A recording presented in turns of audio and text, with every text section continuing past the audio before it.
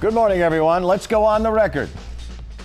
Once these start running, it'll dramatically increase the system's capacity during rush hour. Governor Charlie Baker posted an MBTA upgrade, transportation, healthcare, jobs, all on the governor's agenda as he looks for another 4 years as Beacon Hill's top man. He's our guest this morning. Fact of the matter is that if UMass were not engaged in this transaction, Mount Ida would still be closing. Mount Ida College and the battle of the UMass campuses. Anger still abounds. We will ask the governor about this. 86% of all Americans agree that net neutrality should stay on the books. Arguing the repeal of net neutrality is anti-consumer. Ed Markey gets a win in the Senate, but the question is the victory short-lived? Let's go on the record. From WCVB Channel 5, the inside word from Washington to Beacon Hill. Today's newsmakers are going on the record. Good morning, everyone, and welcome to OTR. And this Sunday in May, I'm Ed Harding, along with News 5's political reporter Janet Wu. Our guest this morning is the governor of the Commonwealth of Massachusetts, Charlie Baker. First elected in 2014, Swampscott Republican, is now seeking his second four-year term. Served under two previous governors of Massachusetts. Was once the CEO of Harvard Pilgrim Healthcare. You're looking at me. Am I okay? Am I saying everything? So far, okay? It's all good. So far, it's all good. Well, we haven't gotten to the OTR part, which is right here. So let's kill a little time before that. Convention in the rearview mirror right now for the GOP. Your opponent, Scott Lively, is calling you vindictive and that he can mop the floor with you in a debate if you agree to debate him. What's your response to him? Well, I think one of the things that's been a hallmark of our administration, and one of the things I'm most proud of, frankly, is we haven't engaged in a lot of what I call partisan name-calling and character assassination. We've really tried to be tough on the issues and soft on the people. And frankly, I think that's what most voters want. And I think it's helped us achieve many of the agenda items that we had when we took office around economic development, around transportation, around environmental policy and education, and around community building. And I think about this as a job where government's a distributed decision-making model, and if you can't find a way to work with people you don't always agree with, you're not going to be very successful, and that's why we don't engage in some of that kind of stuff. He's your only GOP opponent. Will you debate him? Well, I'm going to focus for the time being, and I've said this for a while, on the rest of the legislative session. We have a really important opioid bill. We have a very important housing bill that will help increase production and reduce the cost of housing. We have a whole series of bond bills associated with adaptation and resiliency, and after our 4 nor'easters here in Massachusetts, that's a pretty big deal. We also have legislation associated with the life sciences industry that's pending before the legislature, which is also a really big deal and an important industry here. And for the time being, I'm really just going to focus on that. So it sounds like you are saying, I'm not going to debate him unless I absolutely have to. Is that a fair assumption for me to make? No, what I'm saying is that we have a big agenda. The session is coming to a close. There's a lot of stuff currently before the legislature, and for us to do our jobs effectively, I need to work really hard to make sure we get this stuff done. He got 28% of the convention. Is that more than just Trump supporters behind Scott Lively? Well, I got 7 out of 10 votes at the convention. I actually got the largest number of votes of anyone at the convention, and I was proud to get that vote. But as I've said, my goal for the time being is to focus on what the people in Massachusetts business is about, and that's the business before the legislature and what we're doing as an administration. So consider this, there were 7 Republican governors to say that Mr. Trump should be nominated for the Nobel Peace Prize. What do you think about that? To tell you the truth, I haven't thought about it for 5 seconds, and the Nobel Peace Prize is obviously a decision that's made by a board that spends a lot more time thinking about these issues than I do. And like everybody in this country, I certainly hope that the conversations with North Korea go well, and that's a huge geopolitical and global economic and safety issue for the world. And obviously, I hope that if there is a re-engagement with respect to Iran, that's true as well. Are you optimistic that President Trump is doing the right thing? The way he's approaching I don't know enough about the details associated with that. I mean, those guys get a briefing every single day that the rest of us never get to see.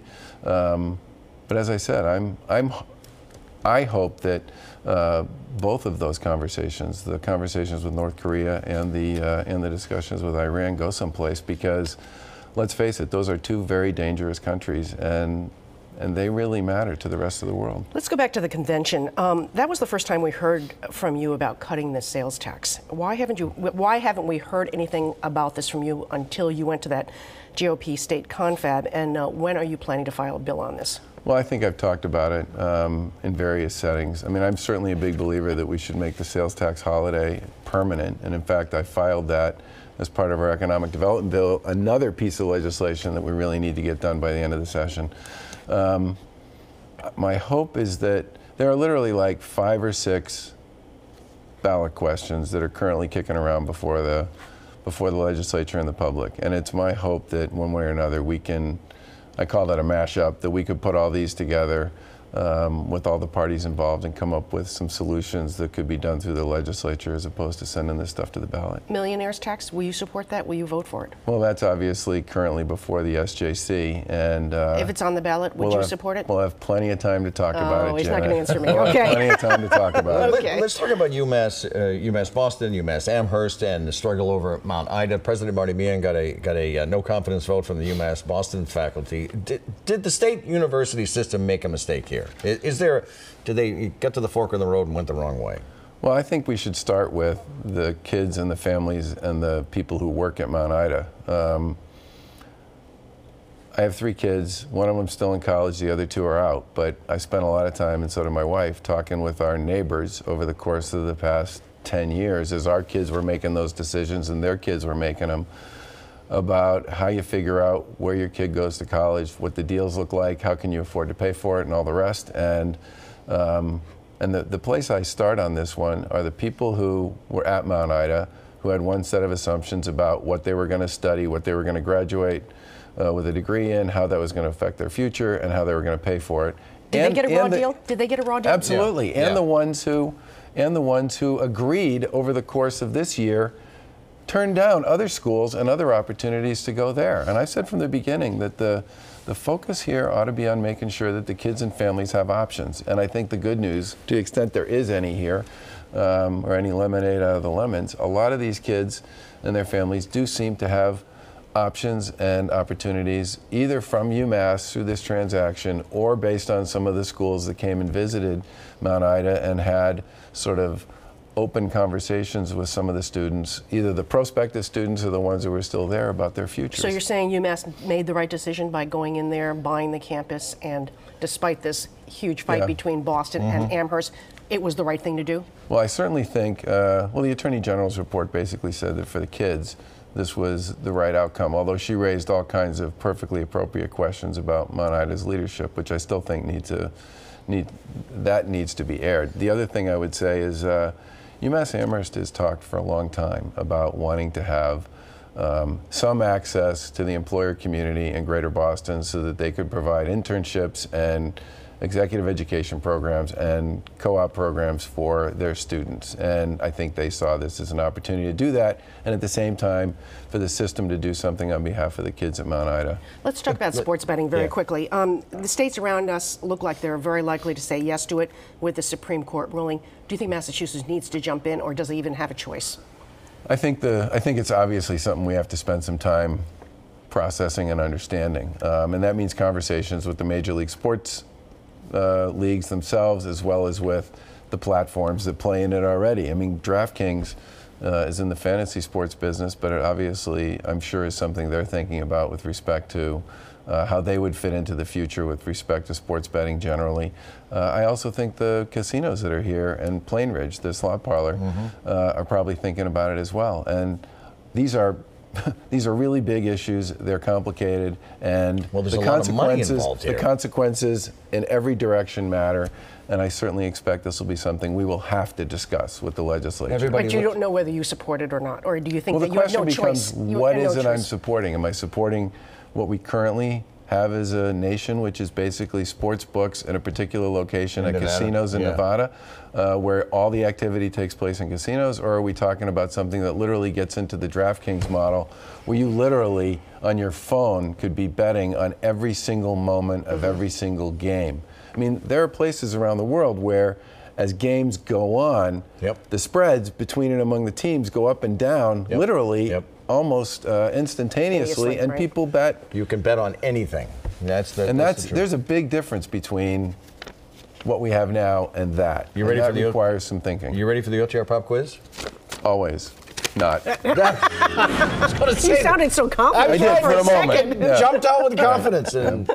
Okay, question. The theme for OTR pop quiz today is a Massachusetts potpourri. You ready? Oh, God. Question 1. Mayor Marty Walsh has suggested the city of Boston consider running UMass Boston. What member of the Massachusetts congressional delegation is now backing the mayor's idea? I actually don't know the answer That's to that. Stephen Lynch. The South Boston Democrat calls the UMass Amherst and Mount Ida College deal reckless. That was his word.